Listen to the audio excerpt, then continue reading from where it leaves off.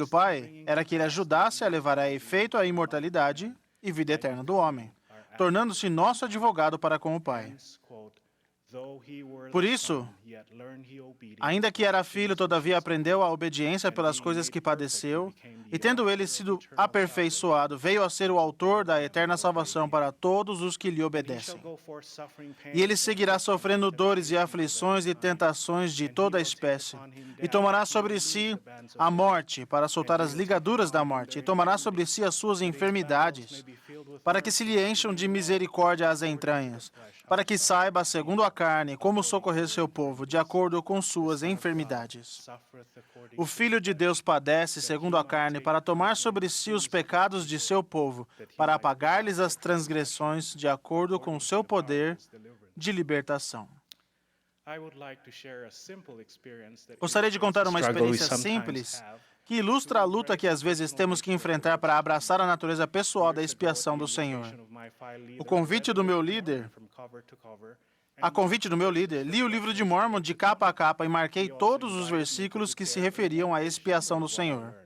Ele também me convidou a preparar um resumo de uma página sobre o que aprendi. Eu disse a mim mesmo, uma página? Vai ser fácil. Para minha surpresa, porém, achei a tarefa extremamente difícil e falhei. Desde aquela época, percebi que falhei por ter perdido o foco e por ter sustentado suposições incorretas. Primeiro, eu esperava que o resumo fosse inspirador para todos. Mas o resumo era para mim e para mais ninguém.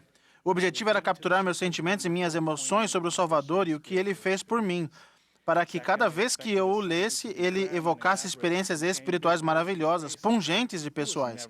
Em segundo lugar, eu esperava que o resumo fosse grandioso e elaborado, cheio de palavras e frases pomposas. Mas nunca teve a ver com pompa. O objetivo era ser uma declaração de convicção clara e simples. Porque minha alma se deleita na clareza, porque é desta maneira que o Senhor Deus faz suas obras entre os filhos dos homens, pois o Senhor Deus dá luz ao entendimento. Terceiro, esperei que ele fosse perfeito, um resumo que finalizaria todos os resumos, que não poderia e não deveria ser modificado, em vez de um trabalho em andamento, ao qual eu poderia acrescentar uma palavra aqui, uma frase ali, à medida que minha compreensão da expiação de Jesus Cristo amadurecesse.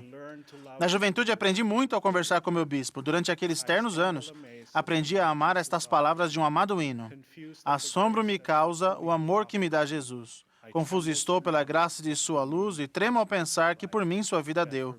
Por mim tão humilde, seu sangue Jesus verteu. Que assombroso é, ó, ele me amou.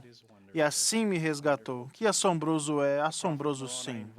O profeta amoroso nos fez o convite. E agora vos exorto a que busqueis esse Jesus sobre quem os profetas e apóstolos escreveram. O presidente Russell M. Nelson fez a promessa de que, se continuarmos a aprender tudo o que pudermos sobre Jesus Cristo, nossa capacidade de rejeitar o pecado aumentará. Nosso desejo de guardar os mandamentos será ampliado.